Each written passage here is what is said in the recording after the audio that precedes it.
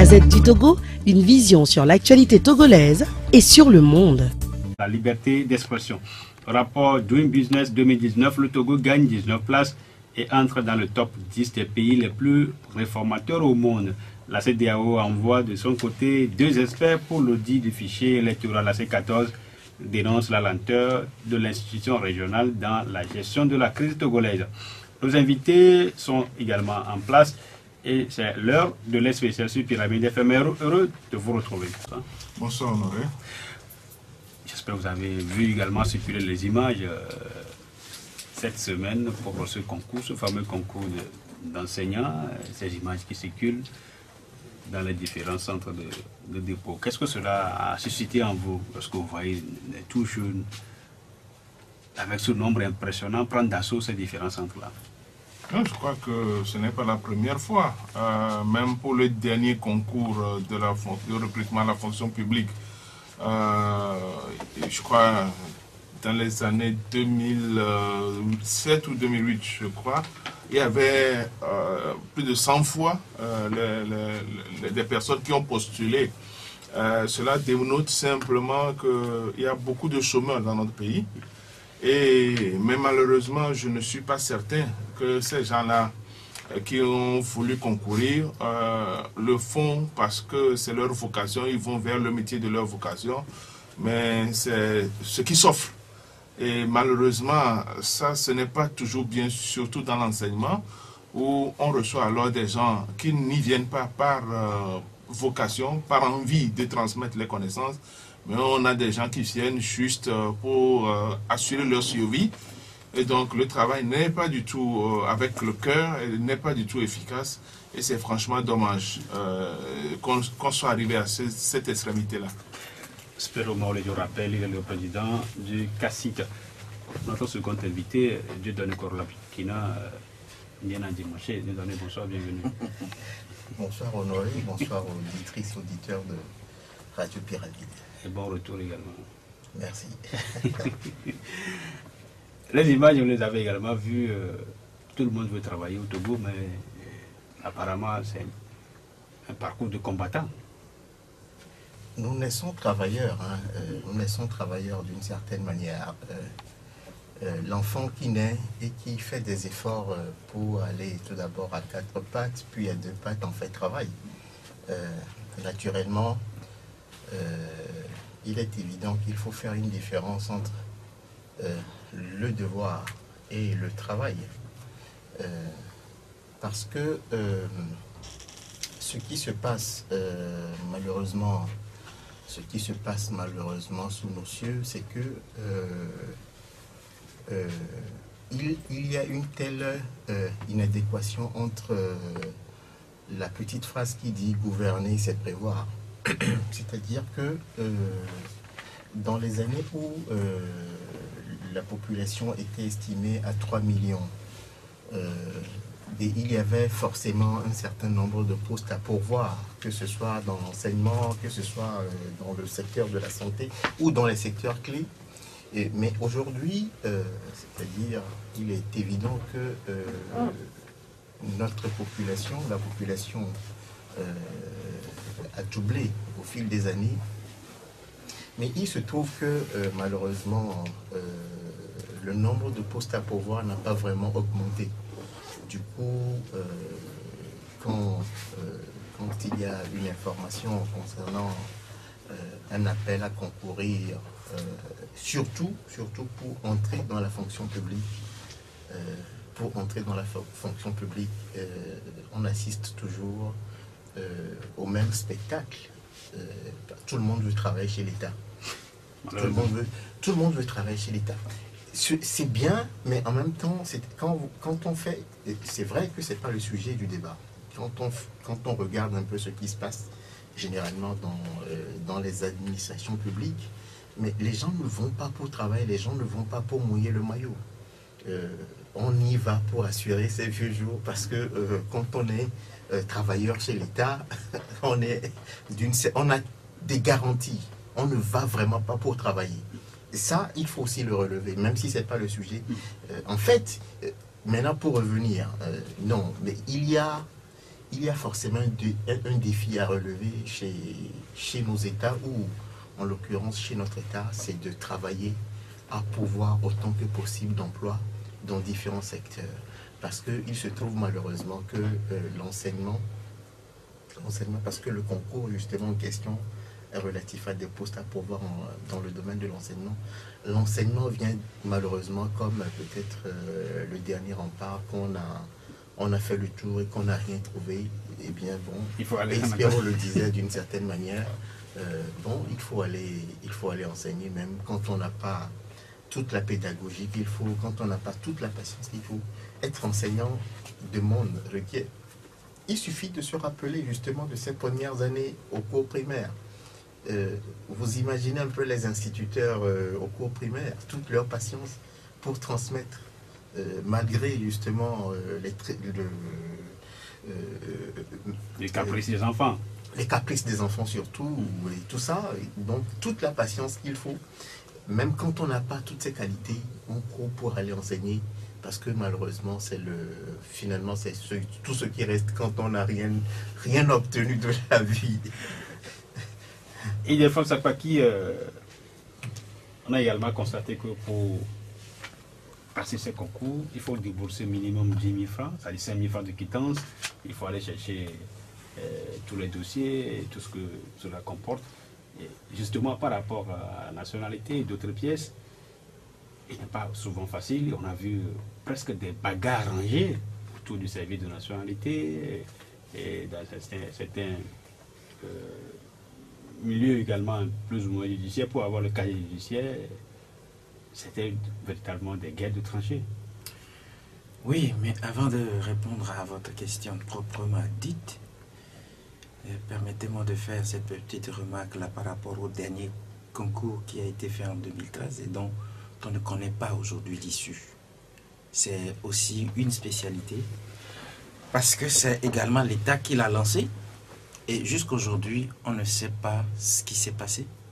On ne sait pas si ce qui a été dit, demandé par l'État lui-même a pris les dispositions pour que lorsqu'on parle de concours, qu'on n'enregistre pas seulement, et là je vais faire une petite transition pour répondre à ce que vous m'avez posé comme question, non pas seulement remplir les poches, parce que vous avez dit des quittances qui sont achetées par-ci, des trucs qui sont passés par là. Il faut minimum 10 000.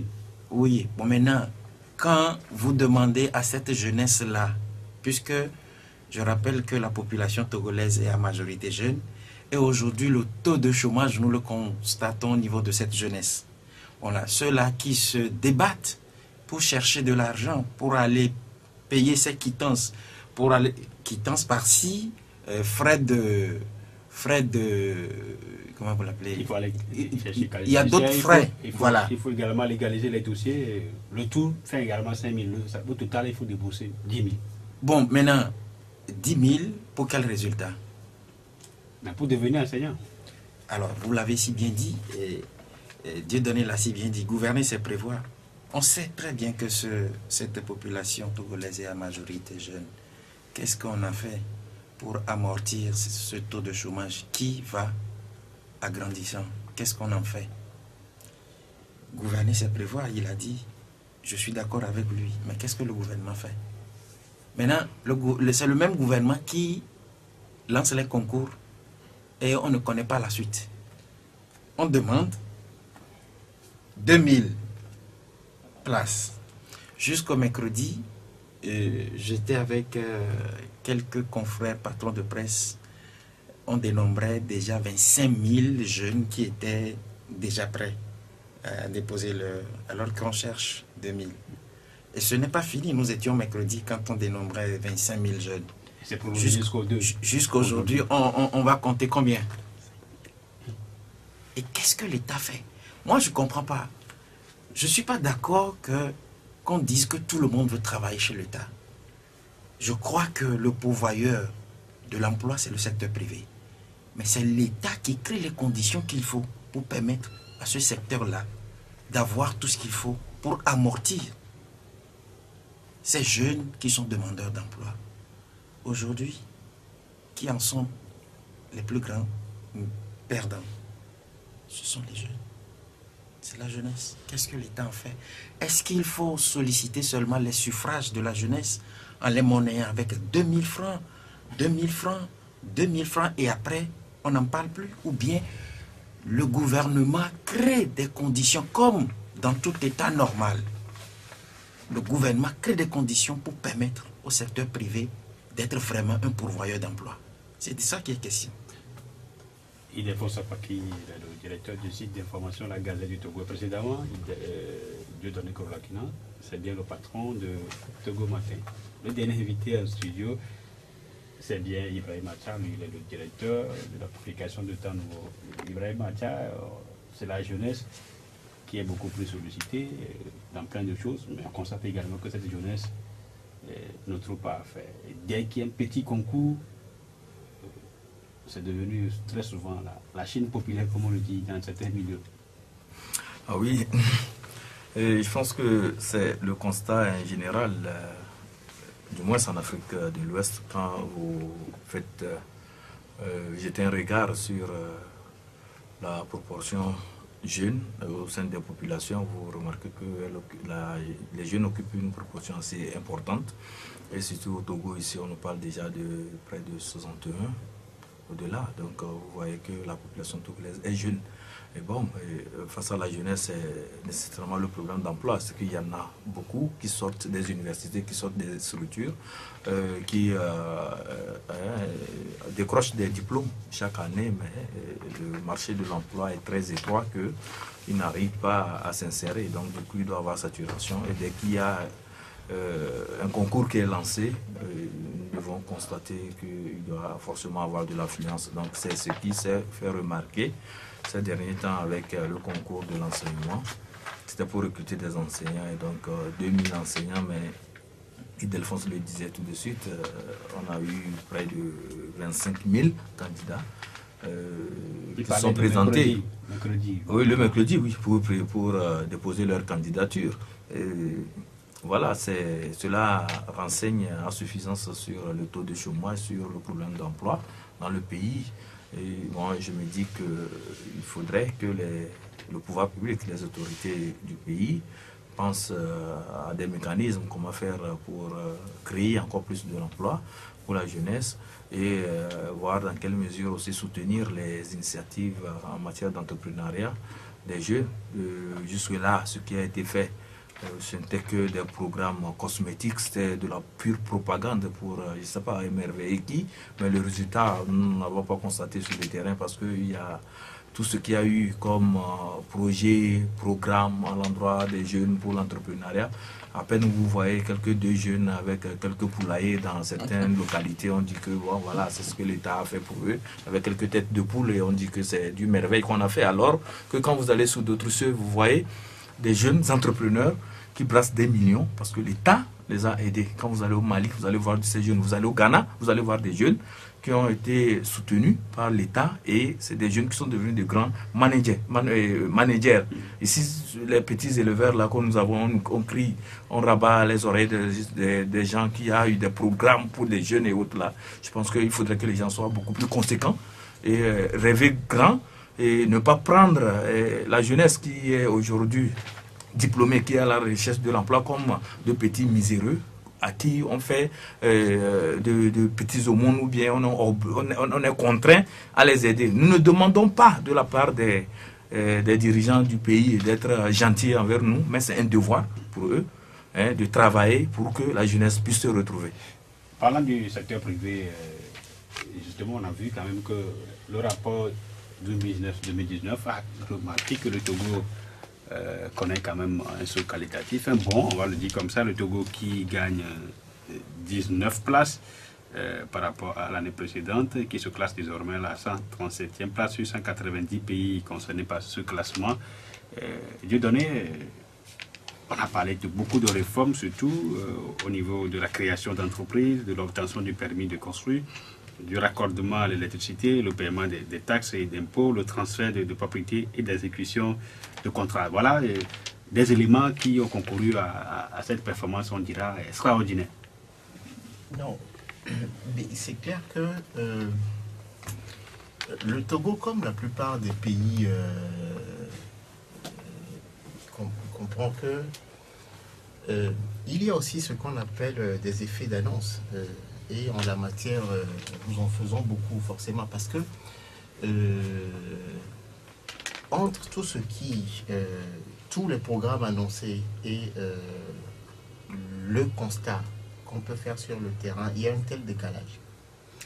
Ça c'est vrai, mais l'État... Donc le classement, ça n'a rien à voir avec la réalité au pays, c'est cela que vous voulez dire? Alors, chaque institution a ses critères, justement de travail.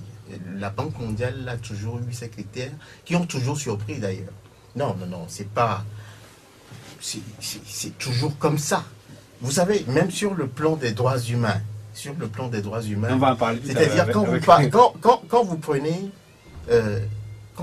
une organisation des droits humains, d'un rapport à un autre, il y a tellement de décalage qu'à un moment, pour se faire sa religion, il faut savoir lire entre les lignes. Les critères justement d'évaluation ne sont jamais les mêmes.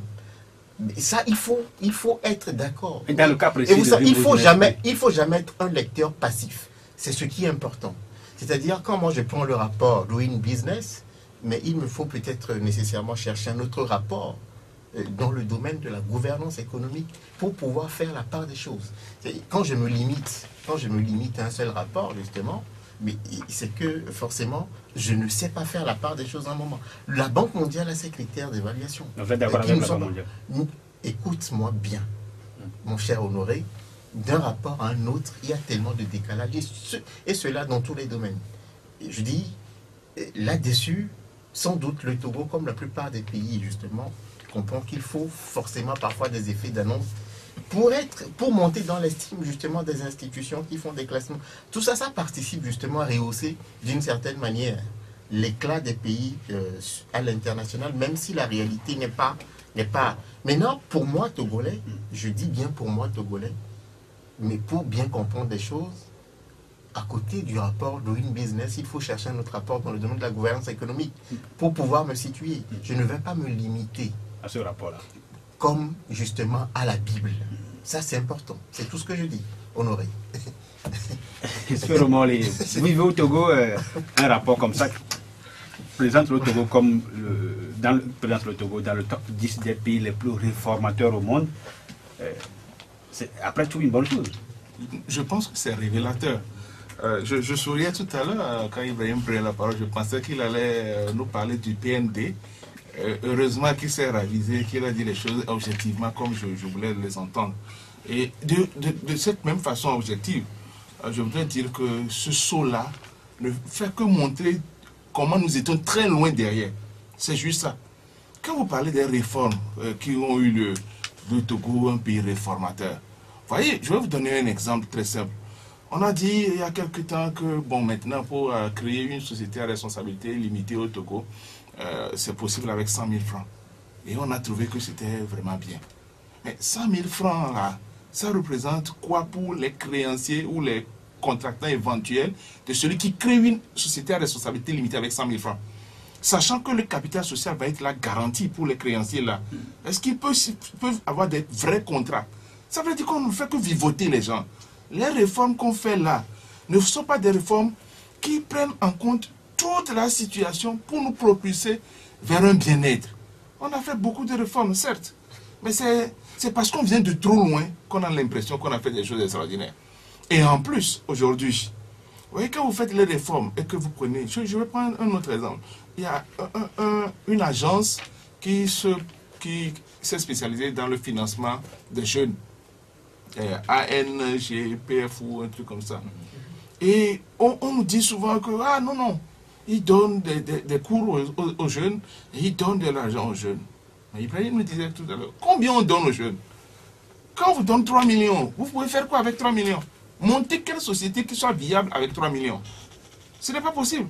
Au pire des cas, vous montez une société aujourd'hui, mais il suffit qu'une concurrence apparaisse pour que votre société parte en fumée. On a donné 1 million ou 2 millions à des gens pour faire des fermes. Et on n'a pas prévu qu'il y a aujourd'hui la grippe aviaire qui peut passer par là. Avec 1 million, qu'est-ce que vous pourrez faire pour garantir la grippe aviaire? Réforme, certes, mais je vous assure que ces réformes-là, ça ne nous fait pas aller dans le bien-être. Ça nous fait peut-être dans le survie, mais ça nécessite en plus que le gouvernement puisse s'asseoir. Moi, je le crierai toujours. Il faudrait tout simplement, et ça, l'État gagnerait, qu'on fasse les états généraux de tous les secteurs d'activité. Que les spécialistes essaient de relever nos difficultés et fassent des propositions pour l'avancée du Togo.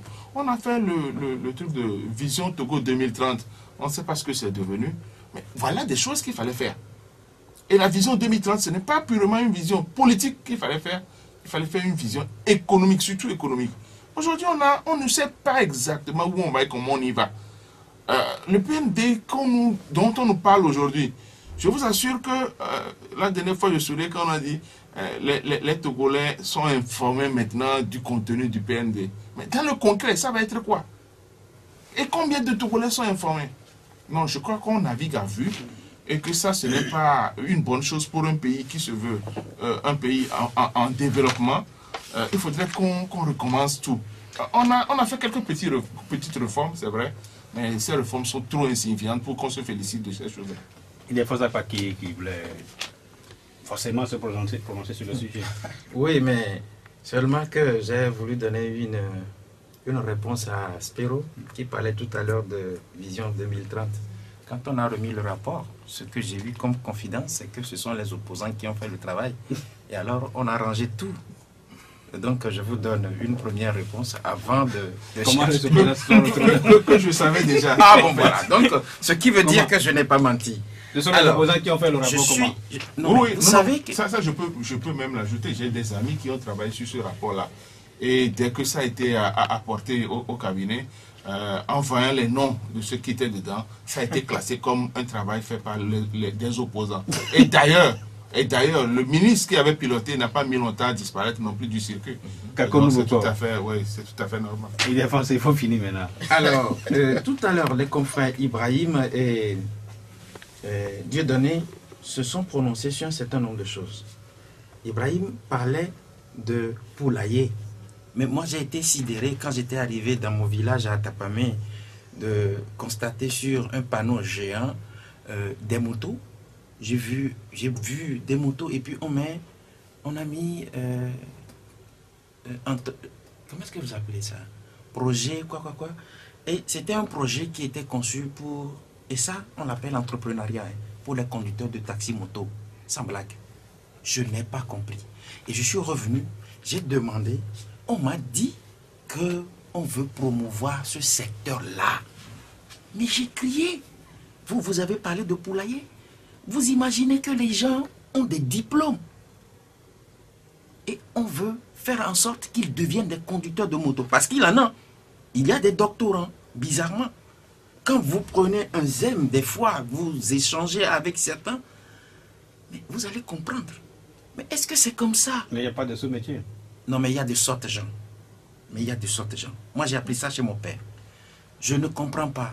Le Togo a les ressources qu'il faut pour mettre à l'aise cette jeunesse. Comment gère-t-on ces ressources-là? C'est la question qu'il faut se poser. Et puis, vous avez parlé tout à l'heure, c'est Dieudonné qui a parlé d'effet d'annonce. C'est vrai. Parce que je vous ai parlé tout à l'heure du dernier concours qui a eu lieu en 2013. C'était à la veille des législatives.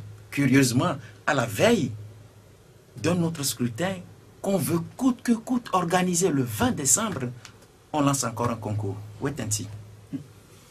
Maintenant, ma question, vous n'avez pas répondu. Qu'est-ce que vous voulez? Le rapport de business, le Togo gagne beaucoup de place. Il faut en parler forcément. Non, je crois que Spero l'a si bien expliqué. Les gens ont pensé qu'on fait quelque chose d'extraordinaire parce qu'on a fait un bond. On devait le faire depuis. Et puis, je me pose la question de savoir comment ça se fait. Ces informations que les auteurs de ces rapports-là, comment ils font pour avoir ces informations-là? Parce qu'aujourd'hui, on demande 2000 places pour 2000 jeunes. On en compte juste au mercredi 25 000. Et maintenant, on est au vendredi. Ça va faire combien? Parce que j'ai un ami qui m'a dit, lorsqu'il est allé là, il a vu la foule, il est reparti. Il a eu peur? Oui, bien, il a eu peur.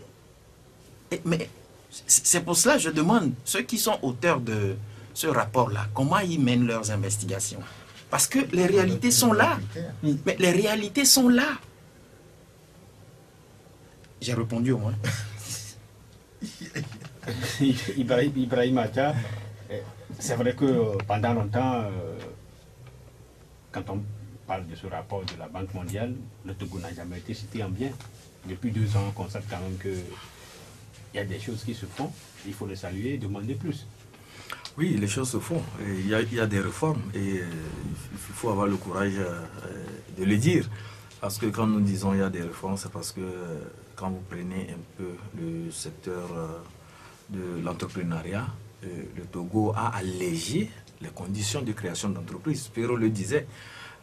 Du coup, il y a eu un foisonnement d'entreprises sur le paysage. Disons, dans le pays, il y a assez d'entreprises qui sont créées.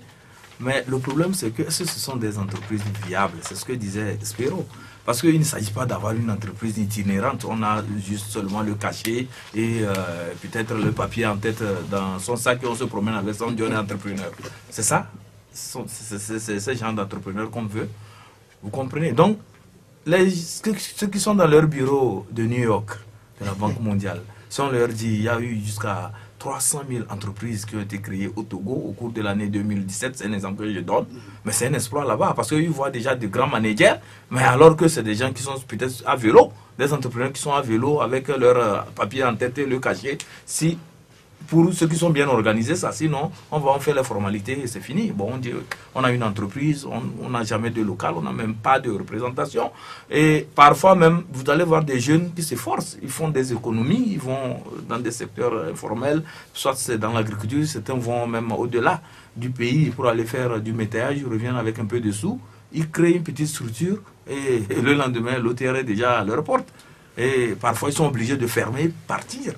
Vous comprenez? Donc, moi, je pense que ce classement-là, ça amène les autorités togolaises à prendre conscience de la nécessité d'améliorer et chaque jour que Dieu fait le climat des affaires dans le pays, et de donner des opportunités aux jeunes, mettre en place des mécanismes et pour pouvoir inciter les jeunes à entreprendre. Donc, quand on parle des impôts et autres, au niveau de l'ETR, c'est vrai, il y a eu un travail qui a été fait. Aujourd'hui, ils arrivent par des mécanismes assez, disons, rodés à recouvrer par rapport aux impôts et autres. Là, ils arrivent quand même à mobiliser et renflouer les caisses de l'État. Ça, c'est connu.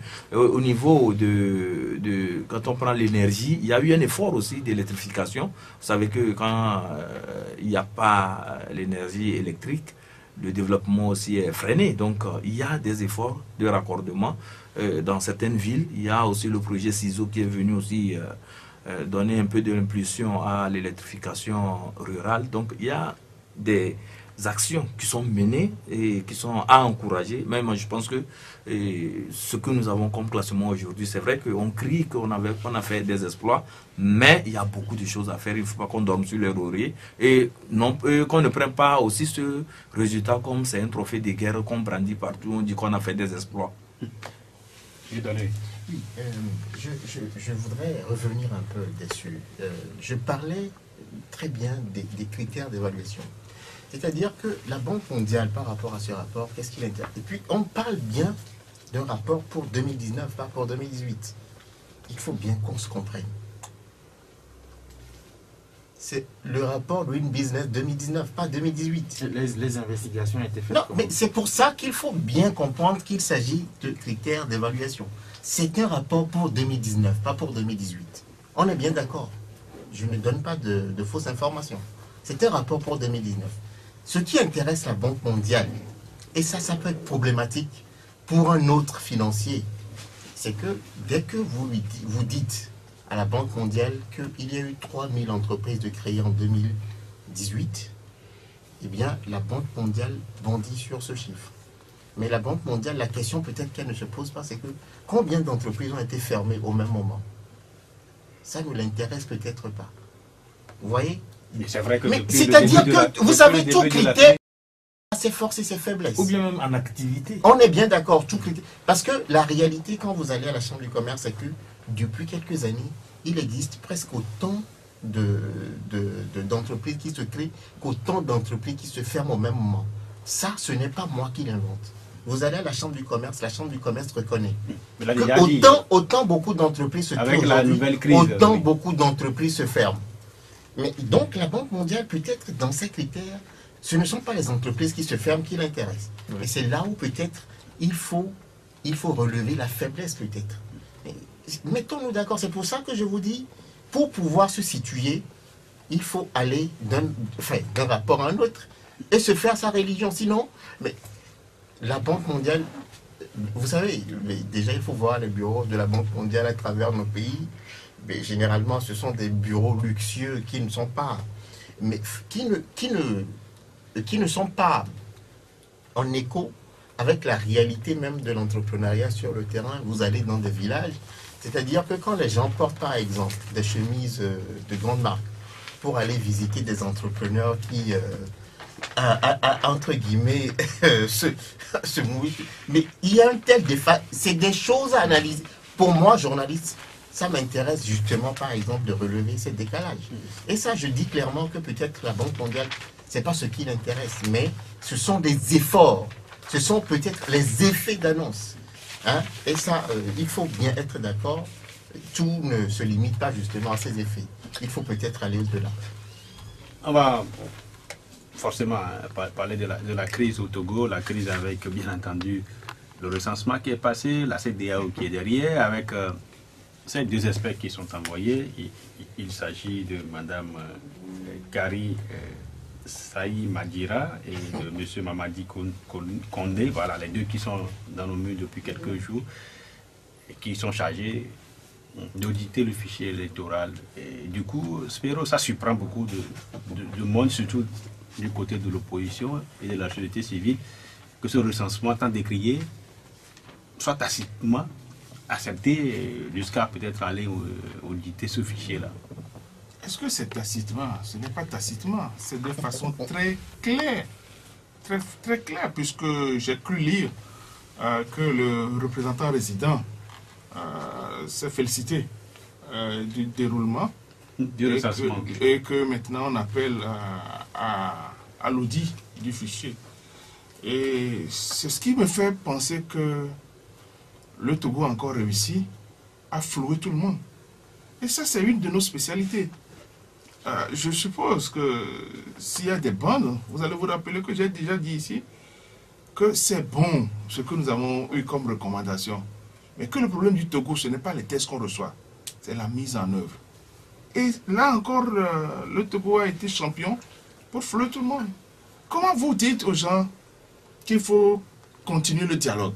Le dialogue ne se continue pas. Vous avez dit il faut régler le problème de façon consensuelle. On n'a pas les consensus. Et on fait avancer les choses jusqu'à dire on va expertiser le fichier électoral. Mais lequel? Et nous, on n'a même pas besoin de quelqu'un pour dire que ce fichier n'est pas bon. Honnêtement, regardez tous les petits enfants. On est allé dans un lycée du Kadanga, je ne sais plus trop, où pratiquement tous les élèves de ce GE ont été enrôlés pour aller faire. Et c'est ça qu'on va éplucher. Les deux là, comment ils peuvent éplucher ça? Est-ce qu'ils iront dans les villages, vont demander aux gens de voir avant de venir, ou ils vont rester dans un bureau pour le faire? On a dit que la CENI doit faire le processus de recensement. Et cette CENI n'était pas composée à l'époque où il y avait eu le problème. Puisque, normalement, il y avait ceux du net, celui du net qui avait déjà démissionné. Il y en a d'autres qui ont démissionné. Et une partie, on en a envoyé, mais il restait au minimum 5 personnes qui n'avaient pas rejoint la CENI. Et qu'est-ce qui nous pousse jusqu'à ce que, bon, on dise, allez quand même au recensement comme ça?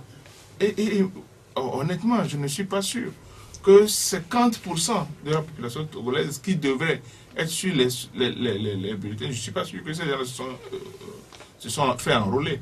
J'ose simplement espérer que après l'audit là, que dans le rapport qui va sortir, la CEDEAO puisse se rattraper pour demander à ce que il y ait un contrôle autre que rester dans un bureau et faire l'audit, et puis ouvrir une autre période pour que les gens aillent se faire enrôler le plus sérieusement possible. Ibrahim Atta, du moins dans le camp du pouvoir, on se réjouit que la CEDEAO vibre au même rythme que...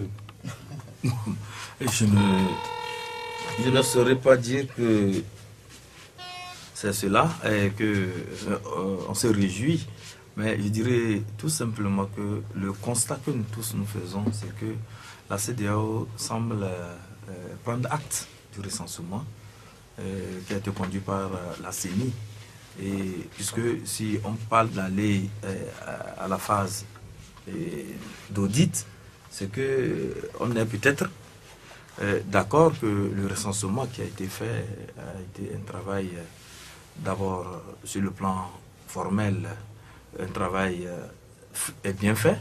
Et maintenant, le fichier qu'on devait confectionner à la suite de ce travail d'enrôlement doit être auditionné pour voir si ça respecte un peu les critères. Est-ce qu'il n'y a pas beaucoup d'anomalies ou de dysfonctionnements dans ce fichier? Parce que, vous savez, quand on parle de processus électoral, il faut que le fichier soit un fichier assez fiable et un fichier aussi qui ne souffre d'aucune contestation ou bien d'anomalie.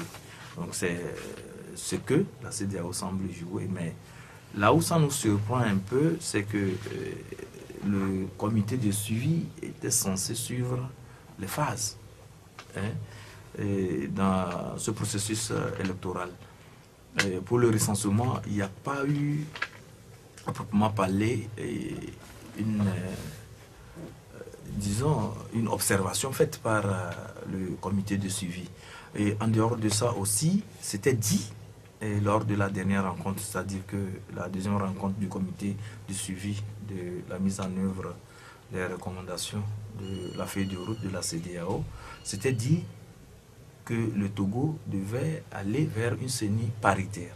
Mais jusqu'alors, cette CENI paritaire peine à prendre place, peine à être mise en place. Et je me demande, est-ce que la CENI qui était là et celle qu'on a voulu remplacer par une CENI paritaire qui a conduit le processus, est-ce que le processus agrée les experts de la CEDEAO? Est-ce que le processus tel que conduit par cette CENI, est-ce que c'est valable, est-ce que c'est acceptable par la CEDEAO?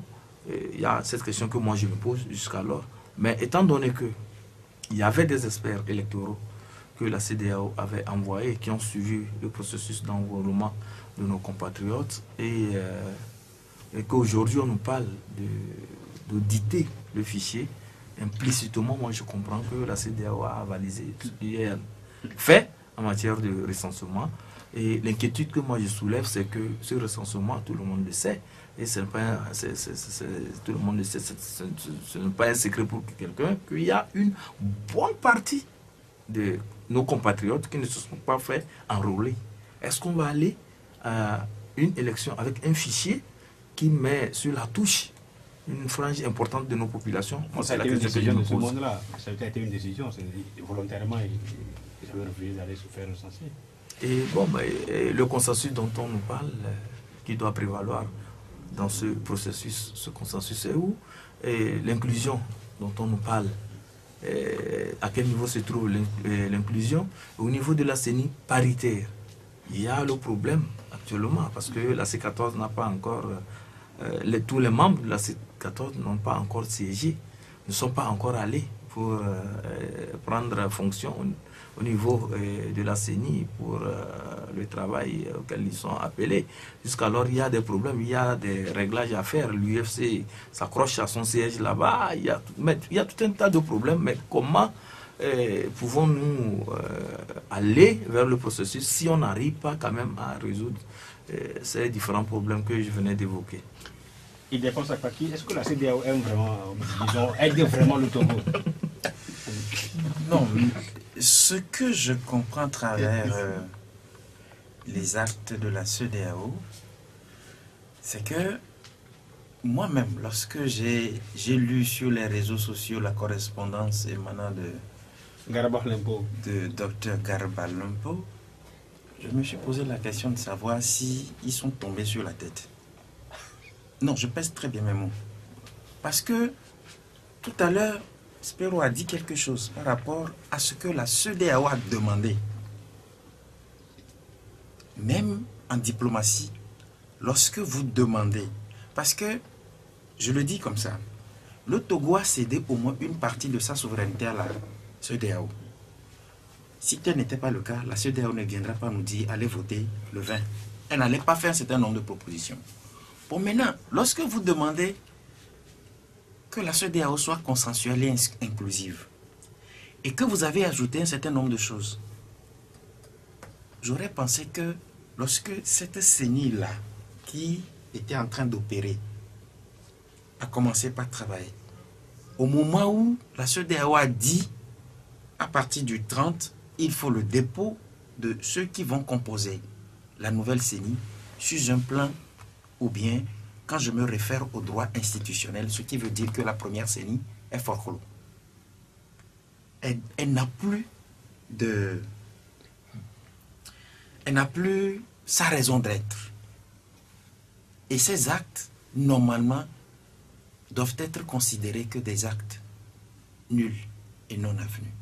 Mais si la CEDEAO s'est tue, et que, après, on nous dit, moi je n'ai pas appris que Garba Lompo a accepté que le travail qui a été fait au niveau du recensement a été... Moi je ne l'ai pas appris. Mais c'est plutôt les deux experts qui se sont déclarés satisfaits du travail qui se fait depuis là. Mais je sais que non. Je crois que il va être consulté.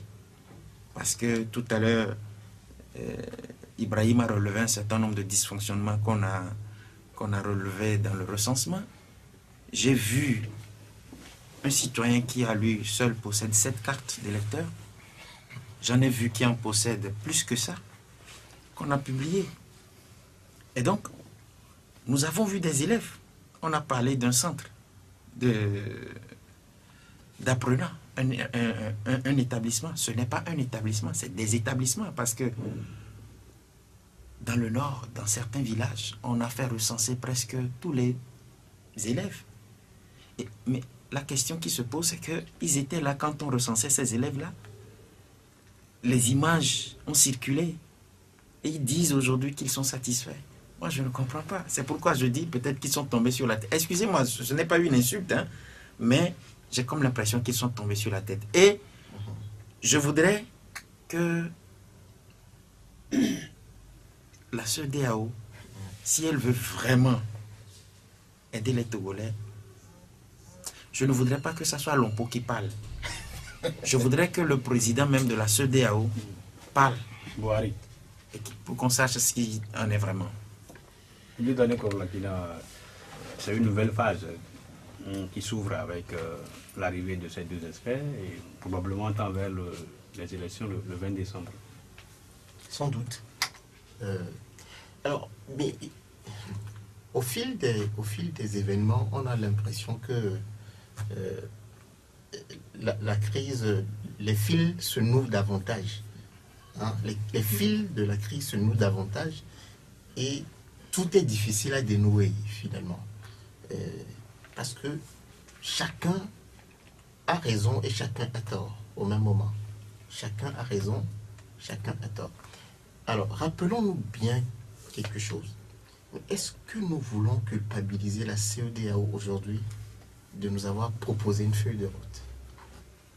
Est-ce qu'on était en mesure, nous-mêmes, à un moment donné, de nous entendre? Nous étions en mesure de nous entendre nous-mêmes. L'exemple palpable de la guéguerre, UFC, ANC, ou si vous voulez, Coalition des 14 et UFC aujourd'hui, est symptomatique de l'état de la classe politique togolaise aujourd'hui. Une telle méfiance et des querelles de vieilles années contraignent. Et c'est-à-dire, on garde des rancœurs, on se dit, au prochain tour, je vais lui rendre le coup. Et on attend toujours des occasions pour rendre les coups, même quand il n'y a pas besoin de rendre des coups. Est-ce que nous étions en mesure nous-mêmes, sans la CEDEAO, de nous entendre? Oui ou non? on n'a pas été capable. Et la CEDEAO vient envenimer la situation. Non. Alors, puisqu'on va le bout du tunnel. Est-ce que la CEDEAO envenime? Oui, c'est ce qu'on constate, parce que apparemment rien ne bouge. Non, si la CEDEAO... Au contraire, la crise, regarde, comme vous savez l'impression qu'on a d'ailleurs, les deux facilitateurs désignés par la CEDEAO, moi, l'impression que j'ai, qu'ils sont fatigués même de nous. Vous savez, un qui invite dans son pays, la dernière fois, des membres de la coalition, à la dernière minute, voyage reporté, on n'en entend plus parler. Un qui vient au Togo pour inaugurer un poste de frontière juste à poser. Pas un seul mot sur la crise. Mais ça veut tout dire. Nana Akufo-Addo vient au Togo. Mais c'est pour un objectif précis. Un objectif précis, mais il sait que Nana Akufo-Addo est bien conscient que tous les regards sont tournés vers lui. Tous les Togolais veulent l'entendre parler. Et Alpha Condé est bien conscient que tous les Togolais veulent l'entendre parler. Et c'est pour ça justement que le samedi dernier, tous les Togolais voulaient justement que de retour de Conakry, que les membres de la coalition puissent...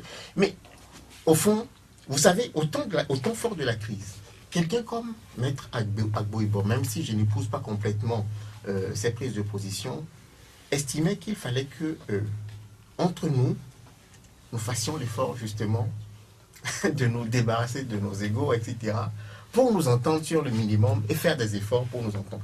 Mais vous savez, on est dans un tel climat de méfiance que sur le minimum, je dis, et la guéguerre UFCNC est symptomatique de la situation. Mais dans ces conditions, on ne peut pas culpabiliser la CEDEAO. La CEDEAO est dans un service après-vente. La CEDEAO propose une feuille de route. Il n'y a même pas encore de service. La CEDEAO veut aller jusqu'au bout, point barre. Il n'y a pas de service. Dans ces conditions, il n'y a même pas encore de service. Ah bon? Alors, on va encore parler de vente. Il n'y a pas de service. Mais au fond, déjà, quand la CEDEAO propose une feuille de route, nous nous mettons d'accord dessus. Il y a eu quelque chose. Et la CEDEAO veut aller jusqu'au bout et passer à autre chose après. On va faire un tour de table pour finir avec je voudrais juste préciser que mon impression, mon analyse, c'est que nous avons deux CEDEAO qui ne s'entendent pas dans cette histoire-là. Il y a la CEDEAO francophone et la CEDEAO anglophone. Et la CEDEAO francophone fait le mauvais jeu, la CEDEAO anglophone semble faire le bon jeu. Première analyse. Deuxième analyse, il y a un conflit qu'on ne gère pas bien au Togo. C'est le conflit de légalité et de légitimité. On fait ce que le droit dit sans penser voir si ce que ce droit-là a dit là ou comment on veut l'utiliser, ça va dans l'intérêt de la population togolaise. C'est le second élément très compliqué. Troisième élément, et là je suis très étonné, je serais vraiment très étonné que Maître Agbo-Ibor puisse dire qu'on pouvait régler ce problème-là entre nous, étant entendu que ce problème ne peut pas être réglé puisque les gens n'ont pas envie de régler ce problème-là. Quatrième analyse, c'est qu'on perd le temps pour ce qui n'est même pas encore le vrai problème du Togo. Le vrai problème, c'est la réforme constitutionnelle. Parce que le problème va se poser de savoir, est-ce que M. Faure Gnassingbé peut être candidat ou pas candidat? C'est là encore qu'il y a le vrai problème. Et pour le moment, on n'a pas encore fait ça. On perd le temps à faire les histoires de recensement où il n'y a même pas encore la parité entre les gens. C'est là où il y a le vrai problème. Et je lis ça dans une intervention où on dit, de toute façon, nous ne sommes pas sûrs qu'on aura les 4/5e pour les réformes à l'Assemblée et qu'on sera obligé d'aller au référendum. Vous voyez? Donc c'est comme si tout le monde est sûr qu'il faut préparer plutôt des élections au lieu de préparer les réformes. La population togolaise n'a pas besoin d'élections. Elle a besoin de réformes constitutionnelles, institutionnelles et électorales. Si on ne fait pas ça, il y aura toujours problème au Togo. 30 secondes pour finir avec la 63e session de la Commission africaine des droits de l'homme qui fait encore des recommandations pour le Togo, notamment la libération des personnes détenues.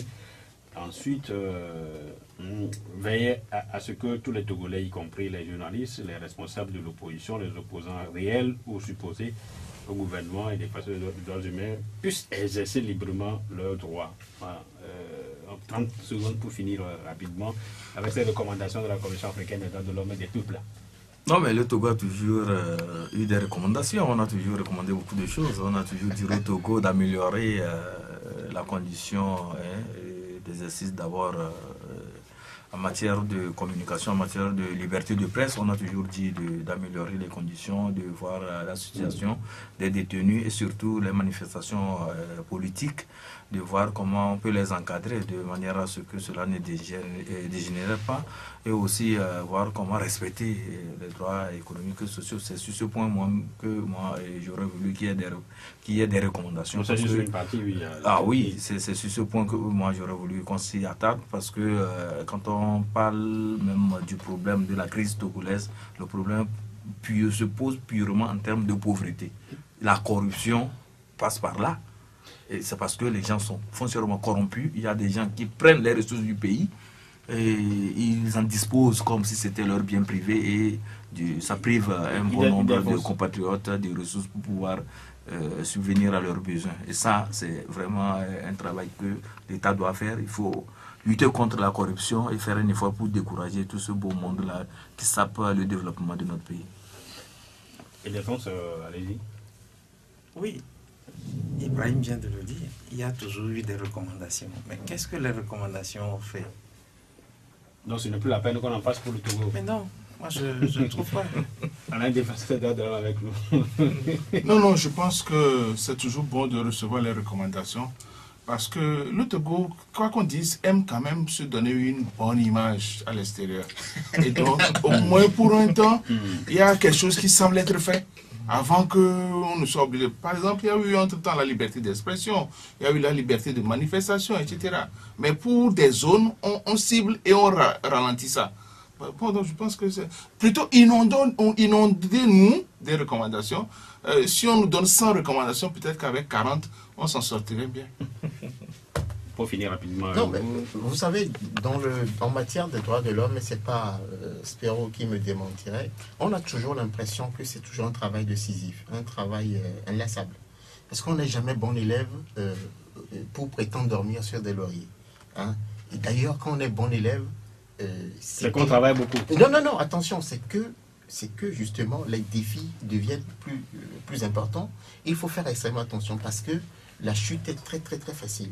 Et comme le disait, ou le disait un peu Spero, c'est-à-dire que un coup, on fait des efforts très rapidement, mais on constate effectivement que nous chutons sur certains plans. Et là-dessus, il faut toujours inviter les uns et les autres à faire des efforts parce que même si beaucoup n'aiment pas cette phrase, la violence appelle la violence parfois. Hein? On va s'arrêter là finalement. Spero Mole, président du CACI, Dieudonné Gorlakina, directeur de la publication de Togo Matin, Ibrahim Acha, directeur de Temps Nouveau, et Idefo Sakpaki, puis le directeur du site d'information La Gazette du Togo. On va s'arrêter là. L'émission a été mise en onde par Bougakou. Bon week-end chez vous. On se retrouve lundi à partir de 16h.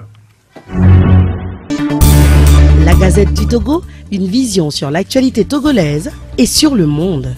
Rejoignez-nous sur le www.lagazettedutogo.com ou sur nos comptes Facebook, Twitter et YouTube. Pour tout contact, écrivez à contact@lagazettedutogo.com ou appelez le 92 80 88 53. La Gazette du Togo, c'est l'information en continu.